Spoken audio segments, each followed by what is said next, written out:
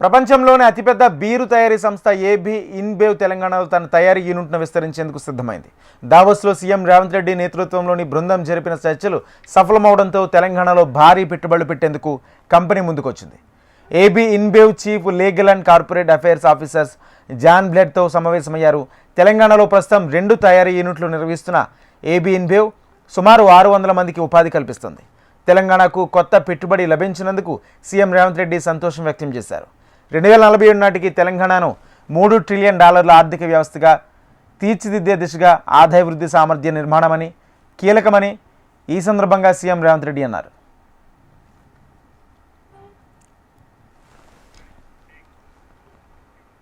తెలంగాణలో స్టీల్ ఉత్పత్తి యూనిట్ ఏర్పాటుకు డిఐ పైపుల తయారీలో ప్రపంచవ్యాప్తంగా గుర్తింపు పొందిన రష్మి గ్రూప్ ముందుకొచ్చింది. ప్రపంచ ఆర్థిక వేదిక 2026 సదస్సులో భాగంగా దావోస్లో సీఎం రేవంత్ బృందం రష్మి గ్రూప్తో కలిసి 12,500 కోట్ల పెట్టుబడికి ఎంఓఐ కుదుర్చుకుంది.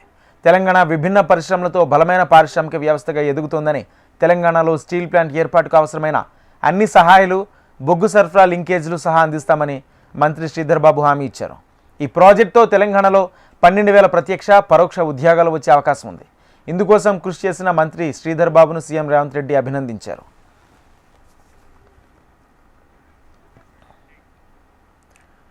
సచివాలయంలో బనకచర్లపై మంత్రి ఉత్తమ్ కుమార్ రెడ్డి చిట్చాట్ చేశారు. బనకచర్లపై సుప్రీంకోర్టులో సూట్ వేయడానికి లీగల్ ఒపీనియన్కు వెళుతున్నామన్నారు. డ్రాఫ్ట్ రెడీ అయితే ఏజీతో చర్చించి కోర్టుకు వెళతామని పేర్కొన్నారు.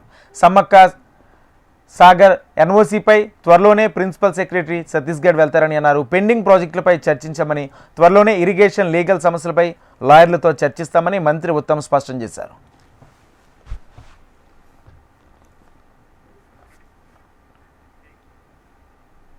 యంగ్ ఇంటిగ్రేటెడ్ రెసిడెన్షియల్ స్కూల్లో విద్యా వ్యవస్థలో విప్లవాత్మక మార్పులు తీసుకురాబోతున్నామన్నారు తెలంగాణ డిప్యూటీ సీఎం భట్టి విక్రమార్క.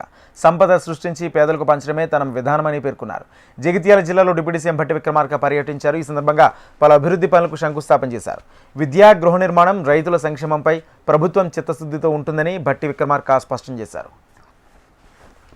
ఈ రాష్ట్ర వ్యాప్తంగా young India integrated residential schools ఆ స్కూల్స్ మామూలు స్థాయిలో కూడా ఉండటానికి వీలు, ప్రపంచంతో పోటీ పడే స్థాయిలో ఇంటర్నేషనల్ స్కూల్స్లో ఏ రకమైనటువంటి విద్యా బోధన చేస్తారో ఇంగ్లీష్ మీడియంతో సహా ఆ పాఠశాలలో ఉండేటువంటి అత్యున్నతమైనటువంటి సంపన్న వర్గాలు చదువుకునే పాఠశాలలో ఎటువంటి వసతులు ఉంటాయో ఆ వసతులు అన్నీ కూడా మనం కల్పించే యంగ్ ఇండియా ఇంటిగ్రేటెడ్ రెసిడెన్షియల్ స్కూల్లో మన పిల్లలు మేము అది మిస్ అయ్యామే అనేటువంటి భావం రాకుండా ఉండే విధంగా డిజైన్ చేయాలి. డిజైన్ చేసిన దానికి ఎంత ఖర్చు అయినా పెట్టి ఆ స్థాయిలోనే నిర్మించాలని ఆలోచన చేసినప్పుడు ఒక్కొక్క స్కూల్కి కనీసం 25 ఎకరాలు స్థలం తగ్గకుండా క్యాంపస్ని నిర్ణయం చేయటమే కాకుండా ఆ స్కూల్ నిర్మాణం కోసం 200 కోట్ల రూపాయలు అవుతాయనంటే చాలామంది ఆశ్చర్యపోయారు. దేశ బొగ్గు ఉత్పత్తిలో సింగరేణి కీలక పాత్ర పోషిస్తుందని కేంద్ర మంత్రి కిషన్ రెడ్డి అన్నారు. అయితే తెలంగాణ వచ్చాక సింగరేణికి ఇబ్బందులు ఎదురవుతున్నాయన్నారు. సింగరేణి విషయంలో వివాదం నెలకొన్న నేపథ్యంలో ఆయన ఢిల్లీలో మీడియాతో మాట్లాడారు. బీఆర్ఎస్, కాంగ్రెస్ పార్టీలు సింగరేణిని అన్ని రకాలుగా విధ్వంసం చేశాయని ఆరోపించారు. నైనీ కోల్ బ్లాక్ విషయంలో బీఆర్ఎస్ బాటలోని కాంగ్రెస్ వెళ్తుందని విమర్శించారు. సింగరేణి రాజకీయ ప్రయోగశాలగా మారిందన్నారు. సింగరేణి, నైనీ కోల్ బ్లాక్ అక్రమాలపై చర్చ జరగాలని, సిబిఐ దర్యాప్తుకు రాష్ట్రం ముందుకొస్తే కేంద్రం పరిశీలిస్తుందని కిషన్ రెడ్డి తెలిపారు. ఉద్యమంలో కూడా సింగరేణి కీలక పాత్ర పోషించింది. సింగరేణి కార్మికులు సకల జనుల సమ్మె చేసి ఆనాడు అధికారంలో ఉన్నటువంటి రాష్ట్ర, కేంద్ర ప్రభుత్వాల మెడలు వంచడంలో కూడా సింగరేణి కార్మికులు ప్రధాన పాత్ర పోషించారు. కానీ తెలంగాణ వచ్చిన తర్వాత సింగరేణి కొద్దిగా ఇబ్బందులు ఏర్పడతా ఉన్నాయి. అంతవరకు లాభాల బాటలో ఉన్నటువంటి సింగరేణి క్రమంగా అనేక రకాల ఇబ్బందుల్లో, అనేక రకాల సమస్యల్లో ఈరోజు పేరుకపోయింది. ఈ సంస్థలో 51% తెలంగాణ రాష్ట్ర ప్రభుత్వానికి, 49% కేంద్ర ప్రభుత్వానికి వాటాలున్నాయి. అయినప్పటికీ కూడా 49% ఉన్నప్పటికీ కూడా పూర్తి పెత్తనం గత అనేక సంవత్సరాలుగా స్వాతంత్రం వచ్చినప్పటి నుంచి కూడా పూర్తి పెత్తనం అంతా కూడా రాష్ట్ర ప్రభుత్వ ఆధ్వర్యంలోనే ఉండేది. కేంద్ర ప్రభుత్వ వాటా మరి ఉన్నప్పటికీ కూడా ఏ రకమైనటువంటి జోక్యం, ఏ రకమైనటువంటి అధికారం కేంద్ర ప్రభుత్వానికి లేదు. అది 7 మంది డైరెక్టర్స్ తెలంగాణ ప్రభుత్వం తరఫున, 3 మాత్రమే కేంద్ర ప్రభుత్వం తరఫున ఉంటారు. మీడియా చిట్చాట్లో కవిత చేసిన వ్యాఖ్యలకు కేటీఆర్ తనదైన శైలిలో కౌంటర్ ఇచ్చారు. గతంలో ఎవరిని కలవని కేటీఆర్ ఇప్పుడు సర్పంచ్ను కూడా కలుస్తున్నారంటూ కవిత సెటైర్లు వేయగా తాను ఎప్పుడూ అందరికీ అందుబాటులోనే ఉన్నానని కేటీఆర్ స్పష్టం చేశారు. అటు సికింద్రాబాద్ అస్తిత్వం విషయంలోనూ ఇద్దరు నేతలు భిన్న వాదనలు వినిపించారు. సికింద్రాబాద్ అస్తిత్వాన్ని కేటీఆర్ దెబ్బతీశారని కవిత ఆరోపించారు. ఈ కామెంట్స్ను కేటీఆర్ ఖండించారు. అస్తిత్వం దెబ్బతీస్తుంది సీఎం రేవంత్ రెడ్డి అని, ఆ విషయాన్ని ఆయన్నే అడగాలని వ్యాఖ్యలు చేశారు. ఫ్యూచర్ సిటీ పేరుతో జంట నగరాల అస్తిత్వానికి ముప్పు తెస్తున్నారని, సికింద్రాబాద్ ఉద్యమానికి సీఎం రేవంత్ సమాధానం చెప్పాలని కేటీఆర్ డిమాండ్ చేశారు.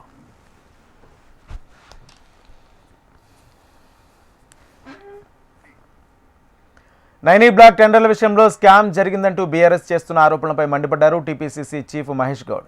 10 ఏళ్ల బీఆర్ఎస్ పాలనలో ఇచ్చిన టెండర్లు, కాంగ్రెస్ 2 ఏళ్ల పాలనలో ఇచ్చిన టెండర్లపై చర్చకు సిద్ధమంటూ సవాల్ చేశారు. 10 ఏళ్లు బీఆర్ఎస్ దోచుకునేందుకు టెండర్లు వేసిన విషయాన్ని వివరాలతో సహా తాము వెల్లడిస్తామని మహేష్ గౌడ్ ఆరోపించారు. రాజకీయ లబ్ధి కోసం బట్టకాల్చి మీద వేస్తామంటే చూస్తూ ఊరుకోమని హెచ్చరించారు.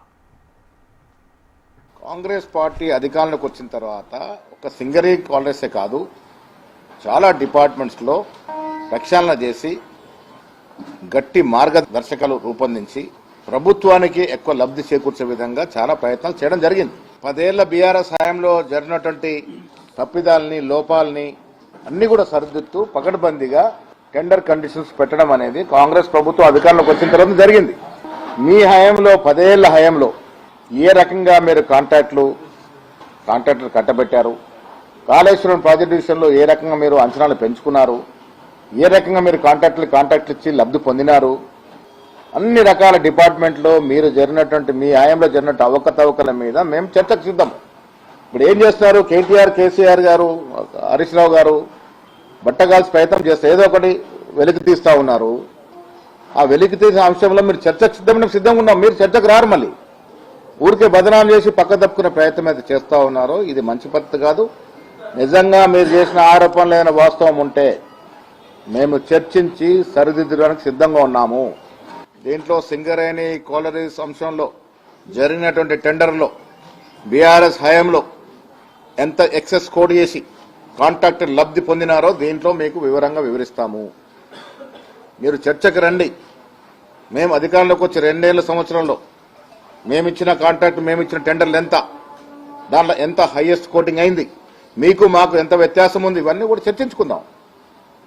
మీరు ఊరికే విమర్శ చేసి తప్పుకుంటాం, పారిపోతామంటే నడవదు. తెలంగాణ రెవెన్యూ అధికారులకు సర్కార్ అదిరిపోయే తీపి కబురు అందించింది. రాష్ట్ర చరిత్రలో మొదటిసారిగా ఏకంగా 16 మంది రెవెన్యూ అధికారులకు ఐఏఎస్లుగా కన్వర్ట్ చేస్తూ కేంద్రం కీలక నిర్ణయం తీసుకుంది. ఈ పదోన్నతి పొందిన అధికారులందరూ తెలంగాణ ప్రాంతానికి చెందిన వారి కావడంతో హర్షం వ్యక్తమవుతుంది. ఈ అధికారులు ఐఏఎస్ సహోదరులు రాష్ట్రానికి మరిన్ని మెరుగైన సేవలు అందించబోతున్నారు.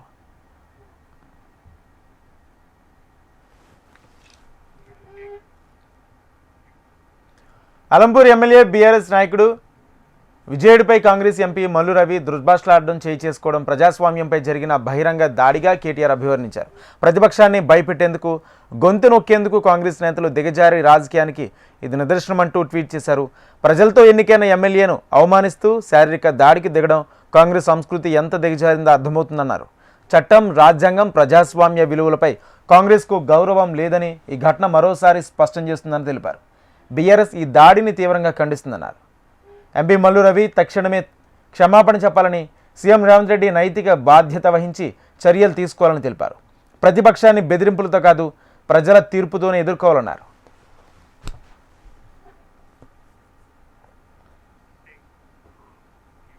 హరీష్ రావు వ్యాఖ్యలపై టీపీసీసీ చీఫ్ మహేష్ గౌడ్ మండిపడ్డారు. ట్యాపింగ్ కేసులో విచారణకు పిలిస్తే రాజకీయ కక్షలు అనడం సరికాదన్నారు. ట్యాపింగ్ కేసులో బీఆర్ఎస్ ప్రభుత్వ పెద్దలంతా దోషులని ఆరోపించారు. తప్పు చేయకపోతే నిరూపించుకోవాలని తప్ప ప్రతి విషయాన్ని రాజకీయ లబ్ధి కోసం వాడుకోవద్దని హితవు పలికారు. ఏళ్ల హయాంలో చేసినటువంటి తప్పిదాల మీద ఇలా ఎంక్వైరీలు జరుగుతూ ఉన్నాయి. ఇలా హరీష్ రావు గారిని స్థితి పిలవగానే ఎన్నికలకు ముందు చేశారని, ఎన్నికల లబ్ధి కోసం చేశారని, రాజకీయ కక్షతో చేశారని అసలు ఆరోపణలు చేస్తా ఉన్నారు. ఫోన్ ట్యాపింగ్ అనేది ఈ దేశంలో టెలిగ్రాఫీ చట్టం ప్రకారం అత్యంత హేయమైన నేరము. అలాంటి ఘోరమైన నేరం మీరు చేస్తున్నారు 10 ఏళ్లుగా. రాజకీయ నాయకుల యొక్క, ప్రతిపక్ష నాయకుల యొక్క ఫోన్లే కాకుండా బడా బడా పారిశ్రామికవేత్తల్ని తన దారిలోకి తెచ్చుకోవడానికి వారి ప్రైవేటు వ్యవహారంలో మీరు తలదూర్చి ఫోన్ ట్యాపింగ్లు చేసి వారిని సరెండర్ చేసుకున్నటువంటి సంఘటనలు ఉన్నాయి. సినీ తారలు వారి వ్యక్తిగత జీవితాల్లో తలదూర్చి మీరు వారి ఫోన్లు ట్యాపింగ్ చేసి వారు వ్యక్తిగతంగా మానవ సంభాషణ రికార్డు చేసి తద్వారా వారిని కూడా ఇబ్బంది పెట్టే ప్రయత్నం చేసినారు. మీ సొంత పార్టీలో మీకు నమ్మకం లేని ఎమ్మెల్యేల మీద కూడా ఫోన్ ట్యాపింగ్ చేసినారు. ఫోన్ ట్యాపింగ్ వ్యవహారంలో బీఆర్ఎస్ ప్రభుత్వం ఉన్నటువంటి పెద్దలందరికీ పాత్ర ఉంది. ఇలా సిట్టు ముందుకు పోతా ఉంది. మీకు ఎంక్వైరీకి పిలిచినారు, మమ్మల్ని కూడా పిలిచినారు, మా వాంగ్మూలం కూడా తీసుకున్నారు. ఇది 6-7 మాసాల క్రితం నేను వాంగ్మూలం ఇచ్చినాను. ఇలాదో రాజకీయ కక్షతో చేస్తా ఉన్నారు, సర్పంచ్ ఎలక్షన్ కోసం చేస్తూ ఉన్నారు, మున్సిపల్ ఎలక్షన్ కోసం చేస్తా ఉన్నారు. అవసరం ఉంది. మీరు నిజంగా తప్పు చేయకుంటే మీరు సంజాయిషి ఇచ్చుకోండి, వివరించుకునే ప్రయత్నం చేయండి. కానీ ప్రతి దాంట్లో రాజకీయ లబ్ధి పొందే ప్రయత్నం ఏదో చేస్తా ఉన్నారు. ఇది మంచిది కాదు. నిజామాబాద్ జిల్లా ఆర్మూర్లో మంత్రి సీతక్క పర్యటించారు. ఎమ్మెల్యే రాకేష్ రెడ్డితో కలిసి అభివృద్ధి పనులకు శంకుస్థాపన చేశారు. గ్రామాల అభివృద్ధిపై ప్రభుత్వం దృష్టి పెట్టిందన్న సీతక్క 100 రోజుల పనికి కేంద్రం సహకరిస్తే గ్రామాల ప్రగతి బాట పడతాయని తెలిపారు. రాబోయే గోదావరి పుష్కరాలపైన ప్రభుత్వం దృష్టి పెట్టిందన్నారు. బాసర నుంచి భద్రాచలం వరకు ఆలయాలను కలుపుతూ త్వరలోనే రోడ్డు సౌకర్యం కల్పిస్తామని హామీ ఇచ్చారు మంత్రి సీతక్క. గ్రామాలను మనం అభివృద్ధి చేసుకోవాలి. ఇక్కడ ఉన్నటువంటి ప్రజాప్రతినిధులు కూడా ఒకరు కేంద్ర ప్రభుత్వం నుంచి, మరి రాష్ట్రంలో కాంగ్రెస్ ప్రభుత్వం కూడా ఉంది, మా ప్రభుత్వం నుంచి కూడా అన్ని రకాలుగా గ్రామాల అభివృద్ధి కోసం కృషి చేస్తూ ఉన్నాం. ఇంకా కూడా నిధులు తప్పకుండా శాంక్షన్స్ ఇస్తాం. కేంద్రం కూడా సంపూర్ణంగా సహకరించి మరి పట్టణాల అభివృద్ధికి సంపూర్ణ సహకరించి గ్రామాలలో కూడా ఉపాధి హామీ కూడా తగ్గించకుండా ఖచ్చితంగా గతంలో ఆదివాసులంతా మరి పండగ చేసుకొని నెక్స్ట్ బుధవారం వరకు అందరూ జాతరలో ఉంటారు. 4 రోజుల జాతరలో అన్నీ కూడా అద్భుతంగా ముఖ్యమంత్రి రేవంత్ రెడ్డి గారు సకల సౌకర్యాలకు నిధులిచ్చి వారు, వారి కుటుంబము, మా క్యాబినెట్ సోదరులందరూ కూడా పాల్గొని మరి ఇక్కడ మన యొక్క జాతర పనులను మొన్ననే ప్రారంభించారు. రాబోయే కాలంలో కూడా గోదావరి పరివాహక ప్రాంతం పుష్కర ఘాట్ రాబోతుంది, పుష్కరాలు రాబోతున్నాయి. ఈ సందర్భంగా ఈ పుష్కరాలకు కూడా అత్యధికంగా ముఖ్యమంత్రి రేవంత్ రెడ్డి గారు కూడా చెప్పడం జరిగింది. గోదావరి పరివాహక ప్రాంతం ముఖ్యంగా బాసర నుంచి భద్రాచలం వరకు కూడా మరి జాతర అనంతరం నెక్స్ట్ గోదావరి పుష్కరాల మీద రాష్ట్ర ప్రభుత్వం దృష్టి పెడతా ఉంది. రాబోయే కాలంలో అత్యధికంగా మన ఉమ్మడి నిజామాబాద్ జిల్లా నుంచి కూడా నిధులు వచ్చి ఈ ప్రాంత ప్రజల రోడ్లు కానీ, పురాతన దేవాలయాలు కానీ, భక్తి విశ్వాసాలన్నీ కూడా కాపాడే విధంగా అభివృద్ధిని చేపడతామని ఈ సందర్భంగా తెలియజేస్తూ తెలంగాణలో త్వరలో జరగనున్న మున్సిపల్ కార్పొరేషన్ ఎన్నికలపై బీజేపీ హైకమాండ్ ఫోకస్ పెట్టింది. కార్పొరేషన్ ఎన్నికల ఇన్ఛార్జిగా మహారాష్ట్ర మంత్రి ఆశీష్ షెలార్, కో ఇన్ఛార్జిగా బీజేపీ రాజస్థాన్ రాష్ట్ర మాజీ అధ్యక్షుడు అశోక్ పర్లమి, రాజ్యసభ ఎంపీ రేఖా శర్మను నియమించింది. ఈ మేరకు party national general secretary Arun Singh ఒక ప్రకటన రిలీజ్ చేశారు. పార్టీ అధ్యక్షుడు నితిన్ నబీన్ ఆమోదం మేరకు ఈ నియామకాలు చేపట్టినట్లు తెలిపారు. ఈ నియామకాలు తక్షణమే అమల్లోకి వస్తాయని పేర్కొన్నారు. అలాగే కేరళ, గ్రేటర్ బెంగళూరు కార్పొరేషన్ ఎన్నికలకు పార్టీ కో ఇన్ఛార్జ్ను, చండీగఢ్ మేయర్ ఎన్నికలకు పరిశీలకులు నియమించారు.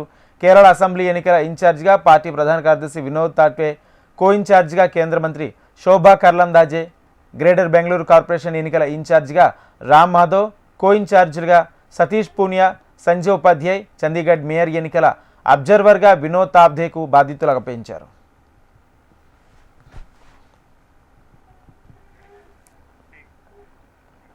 బీఆర్ఎస్ హయాంలో నిజామాబాద్ జిల్లాలో అత్యధిక సర్పంచ్ల స్థానాలను కాంగ్రెస్ అభ్యర్థులు గెలుపొందారని, రాబోయే మున్సిపల్ ఎన్నికల్లో సైతం కాంగ్రెస్ అభ్యర్థులను గెలిపించాలని మంత్రి సీతక్క ప్రజలను కోరారు. నిజామాబాద్ జిల్లాలోని సావెల్ గ్రామం నుంచి తడపాకల వరకు బీటీ రోడ్ నిర్మాణానికి శంకుస్థాపన చేశారు. ఈ రోడ్ నిర్మాణానికి 2 కోట్లకు పైగా నిధులు మంజూరయ్యాయని తెలిపారు. రాబో పుష్కరాలకు బాసర నుంచి భద్రాచలం వరకు అభివృద్ధికి ప్రణాళికలు వేస్తున్నామని మంత్రి సీతక్క తెలిపారు. నియోజకవర్గాల్లో వివిధ అభివృద్ధి కార్యక్రమాల నిమిత్తం ఇక్కడికి రావడం జరిగింది.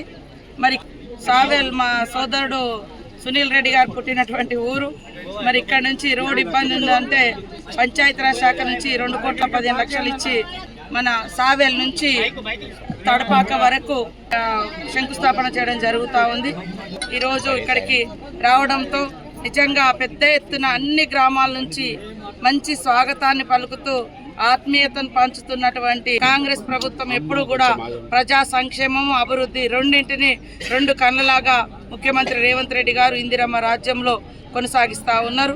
కాబట్టి ఏ రాజకీయాలకు అతీతంగా అభివృద్ధిలో అందరూ పార్టిసిపేట్ అయ్యి మరి అభివృద్ధిని ప్రజలకు అంకితం చేయాల్సిన అవసరం ఉంది. అదేవిధంగా గ్రామాలలో కూడా మరి వాళ్ళకు ఉండేటువంటి సమస్యల పరిష్కారానికి ఎప్పటికప్పుడు మరి అధికారులతోటి మానిటరింగ్ చేసుకుంటూ కోఆర్డినేషన్ చేస్తూ ముందుకెళ్తామని తెలియజేసి సర్పంచ్ ఎన్నికలలో రాష్ట్రంలో అత్యధికంగా గెలిచిన సీట్లలో నిజామాబాద్ జిల్లా ఉమ్మడి నిజామాబాద్ జిల్లానే రావడం జరిగింది. చాలా సంతోషం. స్థానిక నాయకులు, ఎమ్మెల్యేలు, మరి మన ఇక్కడి నుంచే మన పిసిసి అధ్యక్షులు, అదేవిధంగా ప్రభుత్వ సలహాదారు మన సుదర్శన్ రెడ్డి గారు, మరొక సలహాదారు షబ్బీర్ అలీ గారు, ఇటు పిసిసి అధ్యక్షుడుగా మహేష్ అన్న గారు, మా స్థానిక ఎమ్మెల్యేలు మరి షెట్కర్ గారు ఎంపీగా, మన ఇన్ఛార్జీలు అందరూ కూడా కష్టపడి మంచి సీట్లను తీసుకురావడం జరిగింది. భారీ లక్ష్యాలు నిర్దేశించుకుని వాటి కోసం నిరంతరం పనిచేయడం తనకు అలవాటని ఏపీ సీఎం చంద్రబాబు అన్నారు. దావోస్లో పర్యటిస్తున్న ఆయన వివిధ జాతీయ అంతర్జాతీయ మీడియా ప్రతినిధులతో ఇష్టాగోష్ఠిగా మాట్లాడారు. రాష్ట్రంలో పారిశ్రామిక అభివృద్ధి విషయంలో జరుగుతున్న పరిణామాలను, ప్రభుత్వ పాలసీలను మీడియా ప్రతినిధులకు వివరించారు. తమది పరిశ్రమల ఫ్రెండ్లీ ప్రభుత్వమని, ఈజ్ ఆఫ్ నుంచి స్పీడ్ ఆఫ్ డూయింగ్ బిజినెస్ విధానం ద్వారా త్వరితగతిన అనుమతులు ఇస్తున్నామన్నారు. పరిశ్రమలకు ప్రోత్సాహకాలు ఇచ్చే విధానాన్ని అమలు చేస్తున్నామని, అనుమతుల నుంచి పరిశ్రమల స్థాపన వరకు ప్రతి అంశాన్ని రియల్ టైంలో మానిటర్ చేస్తున్నామని పేర్కొన్నారు. విశాఖకు గూగుల్ కంపెనీ రావడం ఏపీ అభివృద్ధిలో గొప్ప ముందడుగని అన్నారు. ఈ విషయంలో మంత్రి లోకేష్ చూపిన చొరవ, ఫాలోఅప్ వల్లే ఈ పెట్టుబడి సాధించగలిగామని సీఎం చంద్రబాబు అన్నారు.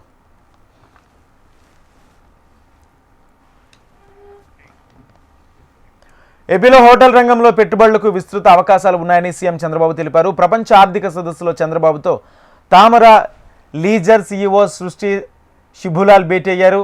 ఏపీలో ఆతిథ్య రంగం పెట్టుబడులపై తామర సంస్థ ప్రతినిధులు సీఎంతో చర్చించారు. ఏపీలో ప్రాజెక్టులు పెట్టేందుకు ప్రతిపాదనతో వస్తే సహకరిస్తామని సీఎం చంద్రబాబు స్పష్టం చేశారు. పర్యాటకాన్ని ప్రోత్సహించేలా ప్రాజెక్టులకు పారిశ్రామిక హోదా ఇచ్చామని సీఎం వారికి వివరించారు. గిరిజన ప్రాంతాల్లోనూ ఎకో టూరిజం పార్కుల ఏర్పాటుకు ఆసక్తిగా ఉన్నామని తామర సంస్థ ప్రతినిధులు సీఎం చంద్రబాబుకు తెలిపారు.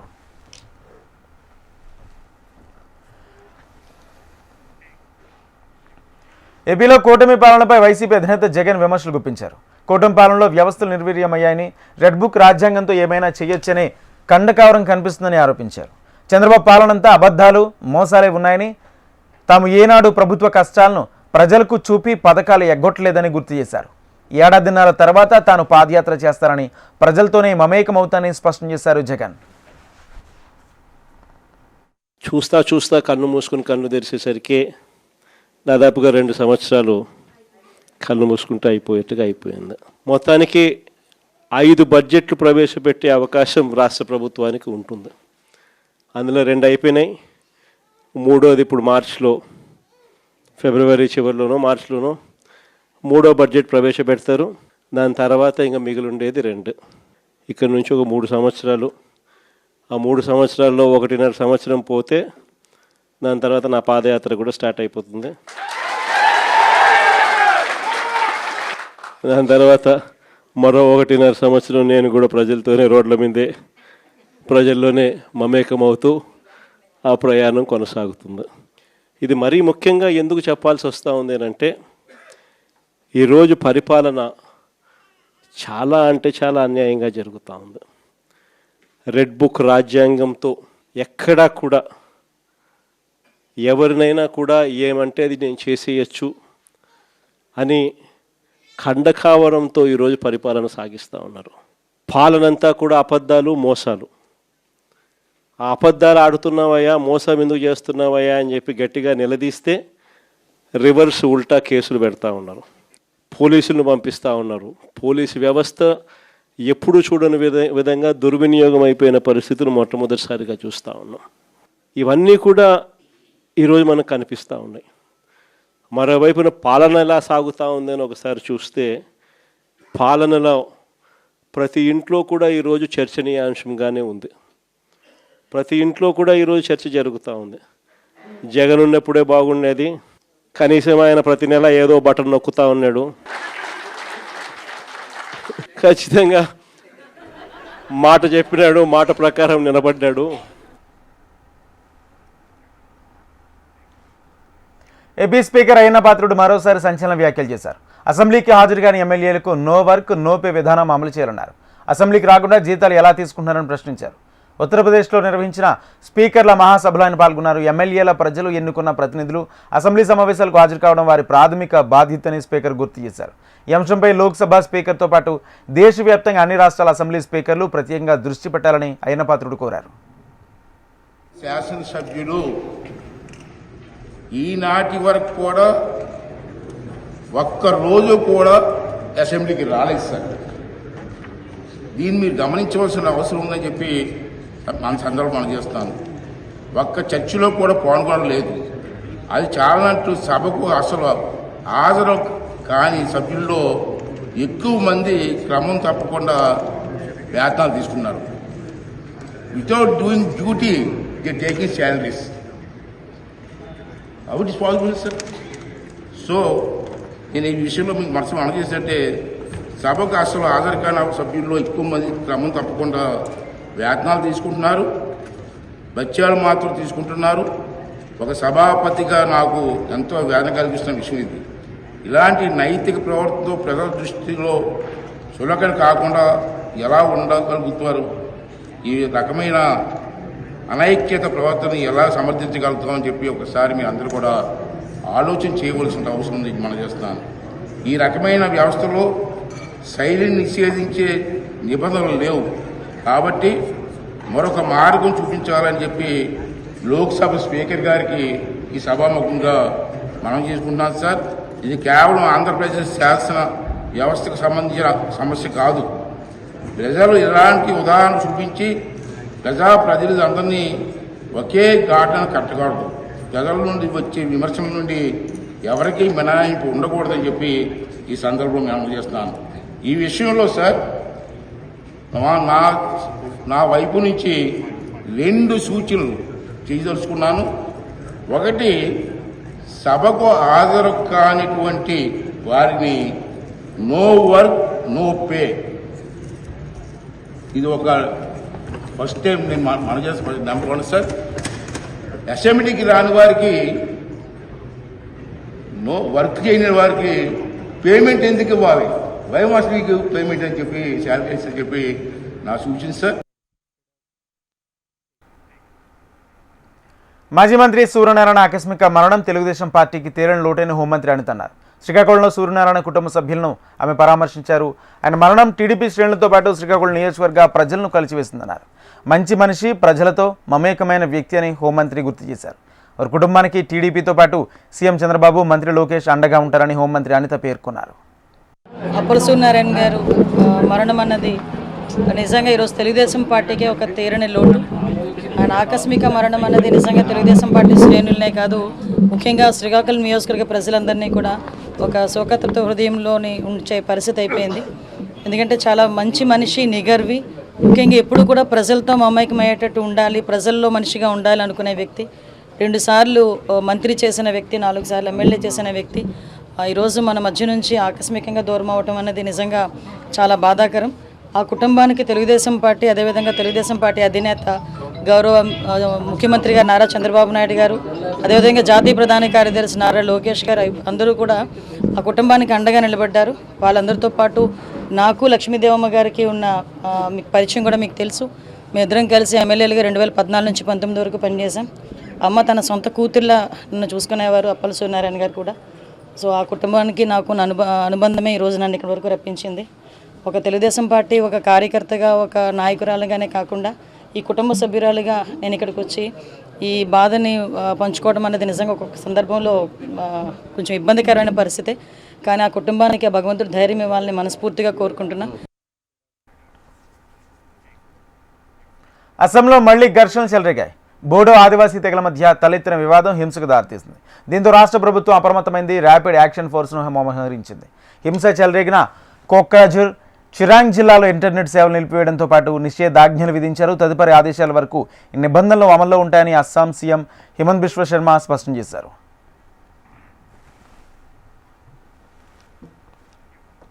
కోక్రాఝర్ పియర్స్ పరిధిలోని కరీగావ్ అవుట్ పోస్ట్ వద్ద ముగ్గురు బోడో వ్యక్తులతో వెళుతున్న వాహనం ఇద్దరు ఆదివాసీలను సోమవారం ఢీకొట్టింది. దీంతో ఆగ్రహించిన స్థానికులు నిందితులపై దాడి చేశారు. వాహనానికి నిప్పండించారు. ఈ ఘర్షణలో నిందితుల్లో ఒకరు చనిపోయారు. ఈ క్రమంలో కారిగావ్ అవుట్ పోస్ట్ వద్ద ఇరు తెగలు ఘర్షణకు దిగాయి. జాతీయ రహదారిపై బైఠాయించారు. టైర్లను కాల్చివేశారు. కొన్ని ఇళ్లకు నిప్పండించారు. ఈ ఘర్షణను అదుపులోకి తీసుకొచ్చేందుకు నిరసనకారులపై పోలీసులు లాఠీ చార్జ్ చేశారు. టియర్ గ్యాస్ను ఉపయోగించారు. ప్రజలతో పాటు కొందరు పోలీసులు గాయపడ్డారు. ఘటనా స్థలంలో సైన్యాన్ని మోహరించేందుకు ఏర్పాట్లు చేస్తున్నామని ఎక్స్ వేదికగా సీఎం హిమంత్ పేర్కొన్నారు. ప్రస్తుతం ఆయన దావోస్లో జరుగుతున్న వరల్డ్ ఎకనామిక్ ఫోరం సమావేశంలో ఉన్నారు.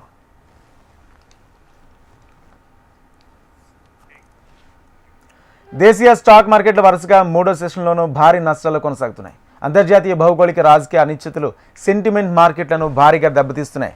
ఉదయం సెన్సెక్స్ 1000 పాయింట్లు పడిపోయి ఇంట్రాడేలో కనిష్ట స్థాయి 81,124.45ని తాకింది. నిఫ్టీ సుమారు 250 పాయింట్లు క్షీణించి 25,000 స్థాయిని సమీపించింది. ఇది ఇంట్రాడేలో కనిష్ట స్థాయి 24,919.80ని తాకింది. 3 రోజులుగా సెన్సెక్స్ 2,400 పాయింట్లకు పైగా కుప్పకూలింది. ఇక బీఎస్సీ నిఫ్టీ 50 ఇదే తరహాలో పతనం కొనసాగిస్తూ 3 రోజుల్లో 3% మేర క్షీణించింది. శుక్రవారం నాటి బీఎస్సీ లిస్టెడ్ సంస్థల మొత్తం మార్కెట్ క్యాపిటలైజేషన్ 468 లక్షల కోట్ల రూపాయల నుంచి 450 లక్షల కోట్ల రూపాయలకు పడిపోయింది. వరుసగా 3 సెషన్స్లో 18 లక్షల కోట్ల రూపాయలు నష్టపోయారు పెట్టుబడిదారులు.